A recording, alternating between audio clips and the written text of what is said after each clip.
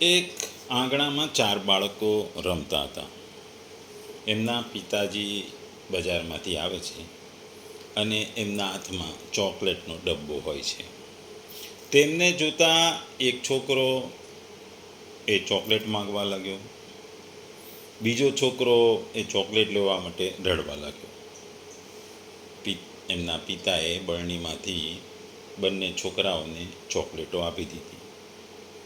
ત્રીજો છોકરો જે રમતો હતો એ ન તો રડે તો કે ન ચોકલેટ માગે, કેવળ એ ચોકલેટના ડબ્બા તરફ જુએ છે.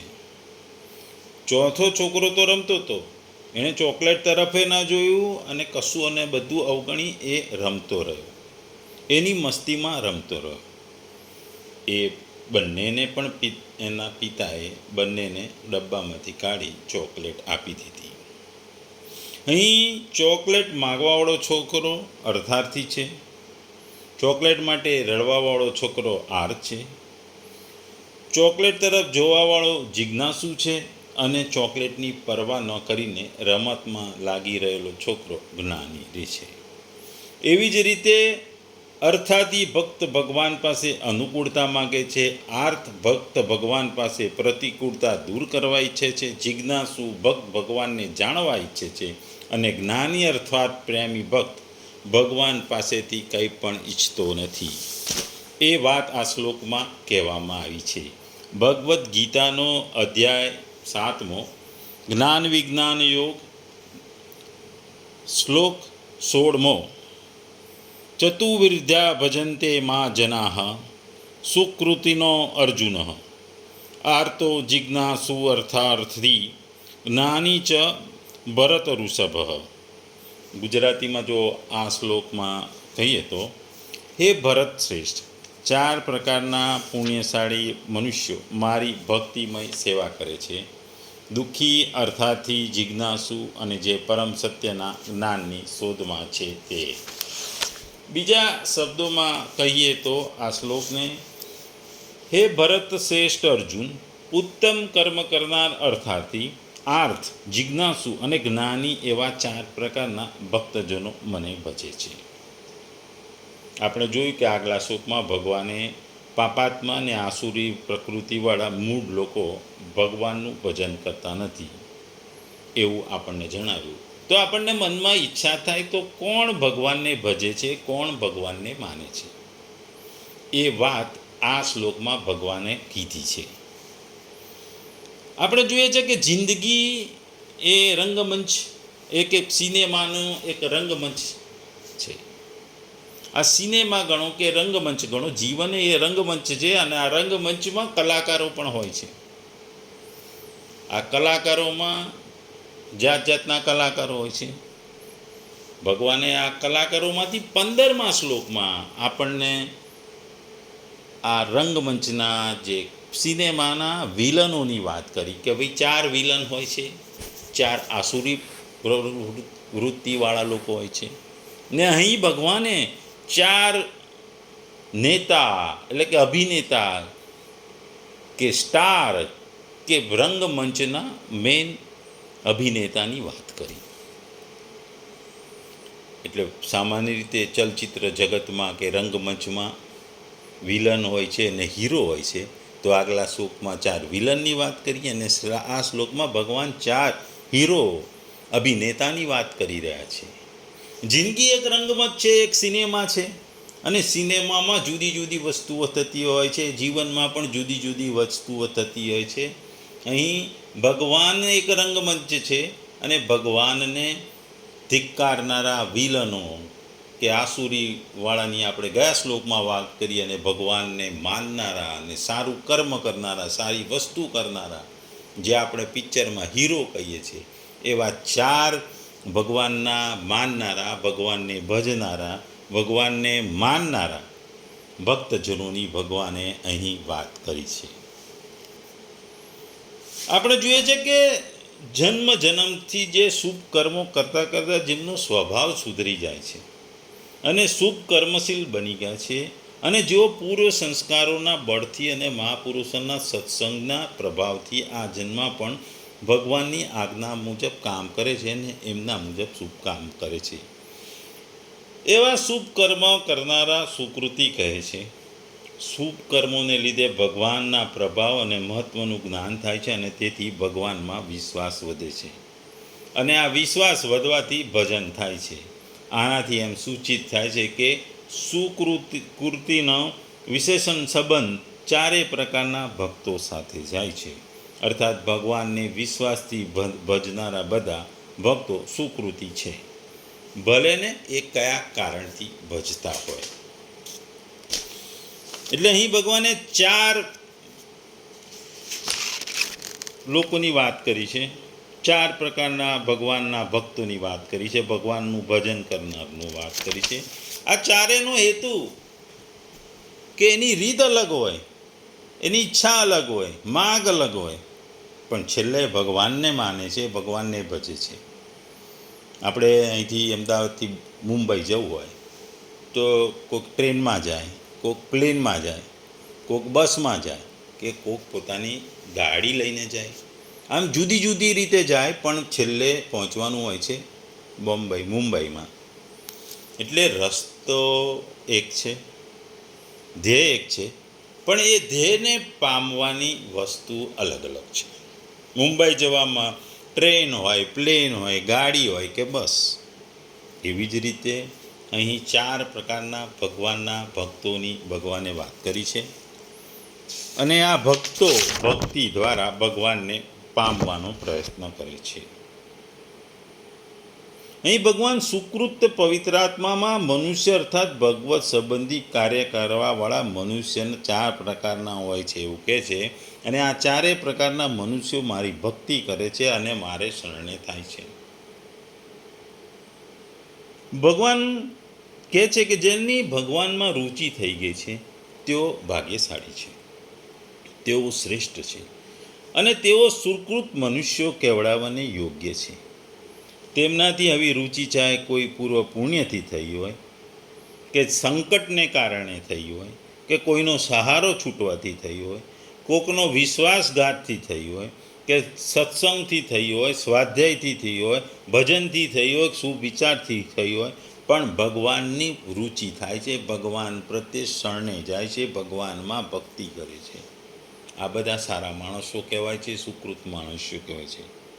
જ્યારે ભગવાન તરફ રુચિ થાય તે જ પવિત્ર દિવસ છે, તે જ સારો સમય છે, તે નિર્મળ સમય છે, તે સુસંપત્તિ છે. અને જ્યારે ભગવાનની તરફ રુચિ થતી નથી એ અનિષ્ટ થશે, એ અનિષ્ટ દિવસ છે અને એ વિપત્તિ છે. ભગવાનને કૃપા કરી ભગવત પ્રાપ્તરૂપી જે ઉદ્દેશને લીધે જેમને માનવ શરીર આપ્યું છે તે જ સાર્થા અર્થમાં મનુષ્ય કહેવાય છે. ભગવાનનો સંકલ્પ મનુષ્ય માત્રના ઉદ્ધાર માટે થયો છે. આથી મનુષ્ય માત્ર ભગવાનની પ્રાપ્તિનો અધિકારી છે. અને તાત્પર્ય છે કે સંકલ્પમાં ભગવાને મનુષ્યને પોતાના ઉદ્ધારની સ્વતંત્રતા આપી છે. ભગવાનની સાથે આત્મીયતા માનવા જેવું બીજું કોઈ ઉત્તમ સાધન નથી, કોઈ યોગ્યતા નથી, કોઈ બળ નથી અને કોઈ અધિકાર પણ નથી. જે ભગવાનને શરણે થાય છે તેઓમાં સકામ ભાવ પણ હોય છે, પરંતુ તેમનું પ્રાધાન્ય ભગવાનનિષ્ઠ બનવાનું જ હોય છે. એટલા માટે ભગવાનની સાથે જેટલી ઘનિષ્ઠતા થતી જાય એટલો એમનો સકામ ભાવ દૂર થતો જાય અને વિલક્ષણતા આવી જાય છે. ભગવાનની સાથે આત્મીયતા એટલે હું કેવળ ભગવાનનો છું અને કે ભગવાન કેવળ મારા છે. અહીં જે 4 ભક્તના વાત કરી છે એ 4 પ્રકારના ભક્તો ભગવાનનું ભજન કરે છે, ભગવાનને શરણે થાય છે. એમાં પહેલા છે અર્થાતી ભક્ત. અર્થાતી ભક્ત એટલે કે જેને પુત્ર, પત્ની, ધન, માન, ઇજ્જત, પ્રતિષ્ઠા, સ્વર્ગ, દુઃખ, આ લોક પરલોકના ભોગોમાંથી કોઈ એક અથવા અધિકની કામના જેના મનમાં છે ખરી, પણ તેમની કામના પૂર્તિ માટે જે માત્ર ભગવાન પર જ નિર્ભર રહેતો હોય અને આના માટે શ્રદ્ધા અને વિશ્વાસપૂર્વક ભગવાનનું ભજન કરતો હોય એ અર્થાતી ભક્ત છે. સંકટમાં સમૃદ્ધિની શોધ કરનારા પુરુષો હોય છે, તેમનો ઉદ્દેશ માનવ જીવનના વિવિધ ક્ષેત્રોમાં સાંસારિક સમૃદ્ધિનો આનંદ માણવાનો હોય છે. સ્વાભાવિક રીતે તેઓ તેમના ઉપર સમૃદ્ધિ પ્રદાન કરવા માટે ભગવાનની પરોપકારની શોધ કરે છે, પણ તેઓ પણ પ્રભુના ભક્ત છે. ભગવાનની અસીમ કરુણા એવા લોકો માટે ખુલ્લી છે જેઓ ભૌતિક સુખ સુવિધાઓની ઈચ્છા રાખે છે અને ધર્મ કાયદાની વિરુદ્ધ છે. સુગ્રીવ અને વિભીષણ વગેરે ભક્તોને અર્થાર્થી માનવામાં આવે છે. આવા ભક્તોમાં ભક્ત ધ્રુવનું નામ ખૂબ જ આદરથી લેવાય છે. સ્વયંભૂ મનુના પુત્ર ઉત્તાનપાદની બે રાણીઓ હતી, સુનીતિ અને સુરુચિ. સુનીતિથી ધ્રુવનો અને સુરુચિથી ઉત્તમનો જન્મ થયો. રાજા ઉત્તાનપાદ સુરુચિ પ્રત્યે વધારે પ્રેમ કરતા હતા. એક દિવસ બાળક ધ્રુવ આવીને પિતાના ખોળામાં બેસવા લાગ્યો, ત્યારે સુરુચિએ તેનો તિરસ્કાર કરી તેને ઉતારી મૂક્યો અને તેને કહ્યું કે તું અભાગ્યો છે, તારો જન્મ સુનીતિના ગર્ભથી થયો છે. રાજ સિંહાસન પર બેસવું હોય તો મારા ગર્ભથી જન્મ લેવો અને જા શ્રી હરિની આરાધના કર, એમ કરીશ તો તારો મનોરથ સફળ થશે. અપર માતાના આવા વેણ સાંભળીને વ્યવહારથી ધ્રુવને ખૂબ જ દુઃખ થયું. તે રોતો પોતાની માતા સુનીતિ પાસે ગયો અને તેણે બધી વાર્તા કહી. સુનીતિએ કહ્યું, બેટા, તારી માતા સુરુચિએ બરાબર જ કહ્યું છે કે ભગવાનની આરાધના વગર તારો મનોરથ પૂર્ણ થશે નહીં. માતાની આ વાત સાંભળી રાજ્ય પ્રાપ્તિના ઉદ્દેશથી બાળક ધ્રુવ ભગવાનનું ભજન કરવા માટે ઘરેથી ચાલી નીકળ્યો. ચાલતા આગળ જતો હતો ત્યારે રસ્તામાં એને નારદજી મળ્યા.